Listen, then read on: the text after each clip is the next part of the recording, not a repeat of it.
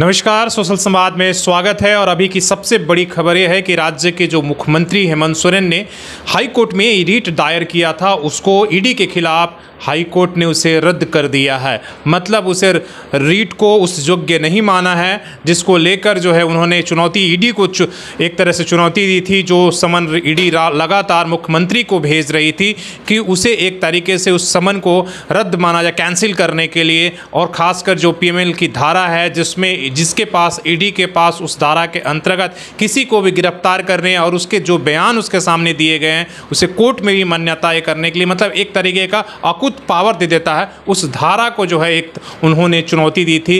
लेकिन high court ने 2 दिनों की सुनवाई के बाद 11 को था और आज लास्ट था, अंतिम सुनवाई के बाद एक तरीके से हेमंत सोरेन की जो चुनौती थी उसको रद्द कर दिया है। मतलब अब ईडी का रास्ता साफ हो गया है और अब मुख्यमंत्री को ईडी के सामने जाना ही होगा। आपको पता है कि इस मामले में, जमीन घोटाले मामले में, मुख्यमंत्री को 5 बार ईडी ने समन अब तक जारी कर दिया है। और अभी जो है लास्ट डेट उनका जो है एक तरीके से इसी अक्टूबर में था, लेकिन वो हाई कोर्ट गए थे और मुख्यमंत्री जो है उस दिन भी जो है वो ईडी के सामने नहीं गए और कहे कि जो भी एक तरीके से हाई कोर्ट का निर्देश आएगा उसी को मुख्यमंत्री मानेंगे। लेकिन हाई कोर्ट से उसे एक तरह से झटका लगा है, निराशा हाथ लगी है, क्योंकि हाई कोर्ट ने उसे सुनने योग्य नहीं बताया। जो उनकी चुनौती थी, उनकी आपत्तियां थी, उस पर हाई कोर्ट ने कहा कि ऐसे आपको ईडी की जो समन है उसको आप ये नहीं कर सकते, आपको पूछताछ के लिए जाना ही होगा। तो मुख्यमंत्री एक तरीके से मुश्किल में फंसते हुए नजर आ रहे हैं। अब सब कुछ ईडी के हाथ में है कि ईडी क्या करती है, क्या वो 6वीं समन जारी करती है या 5 समन में जो मुख्यमंत्री अभी तक नहीं हाजिर हुए हैं उसको लेकर वो कोर्ट जाती है या गिरफ्तारी के लिए वो कोशिश करती है। वो तमाम सारी अटकलें लगाई जा रही हैं। लेकिन इस हाई कोर्ट के झटके के बाद आप मान के चलिए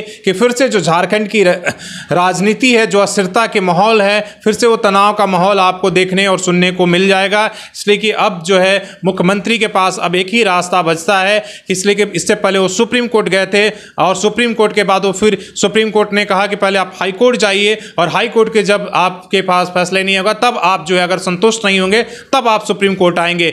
अब एक ही रास्ता कि या तो सुप्रीम कोर्ट में जाएंगे या ईडी के समक्ष वो पूछताछ के लिए हाजिर होंगे। लेकिन आप मान के चलिए कि अभी के लिए झारखंड की राजनीति के लिए जो है एक बड़ी खबर है और फिर से जो है राजनीति में उथल पुथल मचाने वाली खबर है कि ईडी को जो हेमंत सोरेन ने जो चुनौती दी थी हाई कोर्ट में, उसे हाई कोर्ट ने एक तरीके से नकार दिया है। अब मुख्यमंत्री को उनके सामने हाजिर ही होना होगा। आपकी इस खबर पर क्या राय है, क्या लगता है, आप जरूर अपनी कमेंट करके आप बता सकते हैं। क्या हेमंत सोरेन के पास और कोई रास्ता बचता है या पूछताछ के लिए उन्हें हाजिर होना चाहिए या उन पर गिरफ्तारी की तलवार लटक रही है? आप अपनी राय जरूर दीजिए। धन्यवाद।